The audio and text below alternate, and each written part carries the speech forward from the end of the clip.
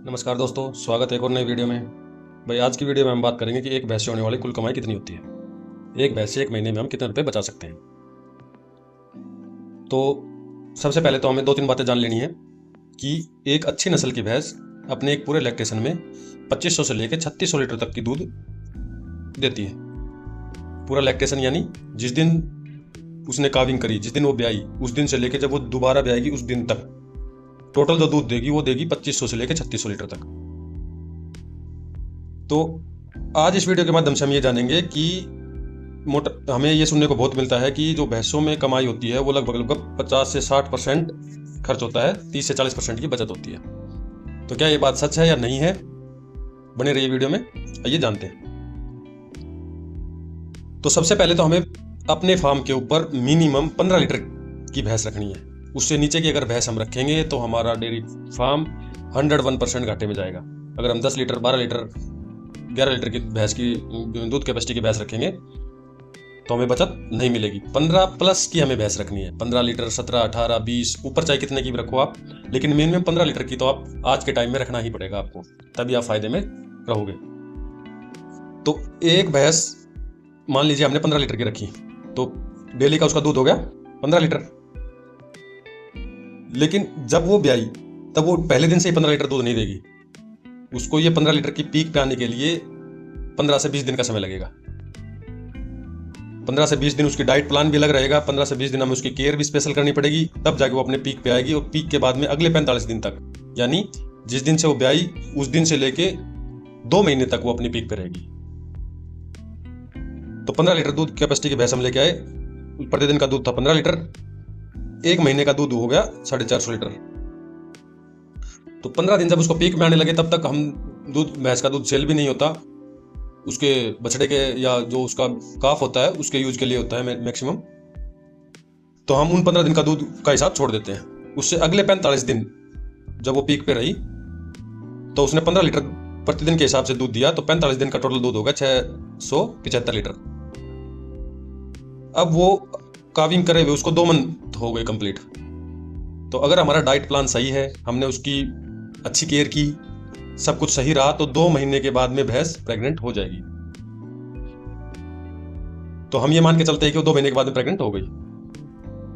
2 महीने के बाद में जितना लेट प्रेग्नेंट होगी उतना ही हमारा नुकसान होता जाएगा, उतना ही हमारी बचत कम होती जाएगी। तो ये हर भैंस के लिए एप्लीकेबल नहीं है, इसलिए हम मान के चल रहे हैं कि 2 महीने में वो प्रेग्नेंट हो गई। तो प्रेगनेंसी के बाद में जैसे वो प्रेग्नेंट होगी वो अपना दूध कम कर देगी देना। तो अगले 2 महीने के लिए उसने 2 लीटर दूध कम कर दिया। 13 लीटर प्रतिदिन के हिसाब से उसने 60 दिन दूध दिया, 780 लीटर। उससे अगले 2 महीने उसने और दूध कम किया, वो अब धीरे धीरे धीरे दूध कम करती जाएगी। तो उससे अगले 2 महीने उसने 11 लीटर दूध दिया। 11 लीटर प्रतिदिन के हिसाब से 2 महीने उसने दूध दिया, तो टोटल दूध हुआ 660 लीटर। अगले 2 महीने उसने 8 लीटर प्रतिदिन के हिसाब से 60 दिन दूध दिया, तो टोटल दूध हुआ 480 लीटर। अब वो अपने ड्राई पीरियड में आना स्टार्ट कर देगी। तो जब वो अपने ड्राई पीरियड में बिल्कुल ड्राई होगी उससे पहले वो 5 से 7 लीटर के बीच में दूध देगी। तो हम मान के चले कि यहाँ पे बीच का 6 लीटर दूध लिया हमने। 6 लीटर प्रतिदिन के हिसाब से उसने 2 महीने दूध दिया, टोटल दूध हुआ 360 लीटर। तो ये 45 दिन 675 लीटर, फिर 780, फिर 660, फिर 480, फिर 360। दूध धीरे धीरे धीरे धीरे कम होता गया। तो टोटल जो लैक्टेशन में उसने दूध दिया वो दिया 2955 लीटर दूध। अगर हम इनको ऐड करेंगे तो 2955 लीटर दूध आएगा। अब इस दूध की कीमत पूरे लैक्टेशन में उसने कितने रुपए का दूध दिया, तो 2955 लीटर दूध 75 रुपए के हिसाब से। आज के दिन भैंस के दूध का रेट 75 रुपए पर लीटर के हिसाब से है, इसलिए इसकी टोटल कॉस्ट हो गई 2,21,625 रुपए। अब हम पूरे लैक्टेशन का खर्च कैलकुलेट करते हैं कि पूरे लैक्टेशन में हर चीज का खर्च कितना आया। तो ब्याने के टाइम पे जो 15 दिन हमने दूध सेल नहीं किया, जो उसकी केयर करी, जो मैनेजमेंट किया हमने, उसके जो पहले 15 दिन है वो हमारा टोटल खर्च आएगा लगभग 10,000 रुपए। ब्याने के टाइम पे उसकी स्पेशल केयर की जाती है, कुछ चीज़ें एक्स्ट्रा खिलाई जाती है, बहुत सी चीज़ों का ध्यान रखा जाता है। तो उन सब को मिला के हमने खर्च कैलकुलेट किया 10,000 रुपये। ये कैसे हुआ कि ब्याने के टाइम पे तो 5 केजी उसको मेथी की जरूरत पड़ेगी। 50 रुपए पर केजी के हिसाब से 5 केजी मेथी हो गई 250 रुपए की। 10 किलो मान लो हमने बाजरा खिलाया, बाजरे की क्वांटिटी कम ज़्यादा हो सकती है, वो अपने मैनेजमेंट पे डिपेंड करता है। तो 20 रुपए के हिसाब से 10 केजी बाजरा हो गया 200 रुपए का। कैल्शियम हमें 10 लीटर कैल्शियम उसको पूरे महीने में पिलाना पड़ेगा। तो 500 रुपये, लगभग 500 रुपये कम ज़्यादा हो सकता है, 500 रुपये लीटर के हिसाब से कैल्शियम आता है। तो 10 लीटर कैल्शियम हो गया 5000 रुपये का। टोटल कॉस्ट हो गई ये सारी मिला के 5850 रुपये। तो मोटा मोटा मान लेते हैं 6000 रुपये, क्योंकि इसमें कम ज़्यादा हो सकता है। कम ज़्यादा बहुत ज़्यादा डिफरेंस नहीं आएगा, लेकिन थोड़ा बहुत ऊपर नीचे हो सकता है। तो 15 दिन हम उसको कुछ हल्का हल्का फीड भी देंगे, भरपेट तो नहीं खिलाएंगे, लेकिन सूखा चारा, थोड़ा थोड़ा हरा चारा, थोड़ा थोड़ा फीड खिलाना स्टार्ट करेंगे। तो 15 दिन हमने फीड की कॉस्ट मान के चले हम 200 रुपये पर दिन के हिसाब से। 15 दिन के फीड की कॉस्ट हो गई 3000 रुपये। 6000 रुपये हमने पहले कैलकुलेट किए थे, 3000 रुपये ये टोटल हो गए 9000 रुपये, बचे 1000 रुपये। 1000 रुपये मिसलेनियस खर्चा हो सकता है किसी भी चीज में। अब बात करते हैं कि उसको टोटल फीड और हरा चारा सूखा चारा खिलाने में कितने पैसे लगेंगे एक साल में। तो उसकी दूध क्षमता थी 15 लीटर। तो 1 लीटर दूध के ऊपर हमें 500 ग्राम फीड देने की जरूरत पड़ती है किसी भी एनिमल को। 1 लीटर दूध पे 500 ग्राम। तो 15 लीटर दूध के लिए उसको जरूरत पड़ेगी 7.5 केजी फीड की। 1 से 1.5 केजी फीड प्रतिदिन हम उसको शरीर की पूर्ति के लिए देंगे।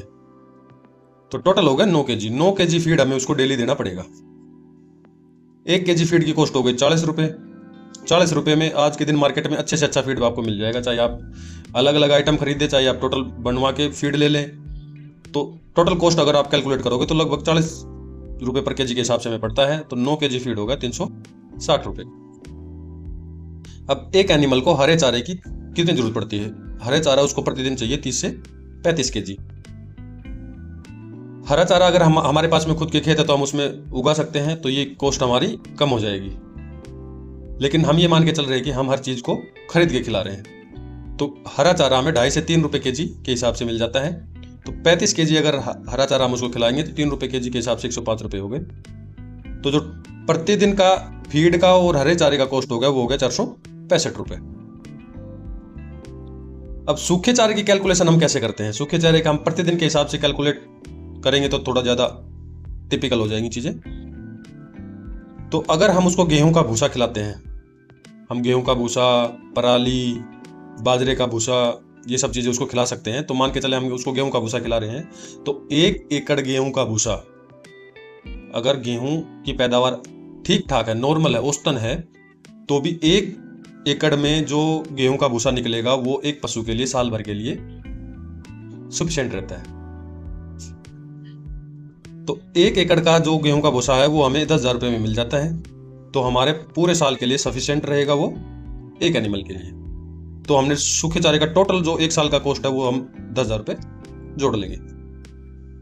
तो अब हम सिर्फ फीड का और हरे चारे का कॉस्ट देखते हैं, उसका पर डे के हिसाब से कितना कितना आएगा। तो चलिए दोस्तों, पहले 45 दिन उसने 15 लीटर दूध दिया। उसने 15 लीटर दूध दिया तो उसको 9 केजी फीड और 35 केजी हरे चारे के हिसाब से 465 रुपये हुए। तो पहले 45 दिन हमने 465 रुपये के हिसाब से टोटल खर्च किए 20,925 रुपये। अगले 60 दिन उसने 2 केजी दूध कम किया, 13 केजी दूध दिया उसने। उसके हिसाब से हमने फीड दिया 8 केजी। 8 केजी फीड और हरा चारे में भी हमने मान लीजिए 30 केजी हरा चारा उसको दिया। तो टोटल हमने प्रतिदिन का उसको दिया 410 रुपये का फीड और हरा चारा। तो 60 दिन का हो गया 24,600 रुपये। अगले 60 दिन तक उसने दूध दिया 11 केजी। उसके हिसाब से फीड 6 केजी हमने दिया और हरा चारा। तो फीड और हरे चारे की कुल कीमत हो गई 330 रुपये पर दिन। तो 60 दिन के लिए हो गई 19,800 रुपये। अगले 60 दिन उसने दूध दिया 8 केजी। हमने 10 केजी से नीचे अगर कोई भैंस मिल्क देती है तो 5 केजी फीड उसके लिए सफिशिएंट होता है। तो हमने फीड दिया 5 केजी प्लस हरा चारा, तो 290 रुपये पर दिन के हिसाब से 60 दिन का हो गया 17,400 रुपये। अब वो अपने ड्राई फीड में आना स्टार्ट हो गई, तो हमने उसकी फीड को कम कर देना है। अगर हम ज़्यादा फीड देते रहेंगे तो सिर्फ और सिर्फ फैट बढ़ेगा उसका, जो नुकसानदायक होगा और कुछ नहीं होगा, हमें फायदा कोई नहीं होगा। तो 6 kg जब उसने दूध दिया तो हमने फीड उसको 2 से 3 kg फीड दिया। और हरे चारे के साथ में पर दिन की कॉस्ट हो गई 170 रुपये, 60 दिन के लिए हो गई 10,200 रुपये। अब हमें भैंस को ड्राई करना है, तो अगले 30 दिन तक यानी अगले 1 मंथ के लिए हम उसका फीड बिल्कुल बंद कर देंगे। हम उसको सिर्फ हरे चारे और सूखे चारे के ऊपर रखेंगे।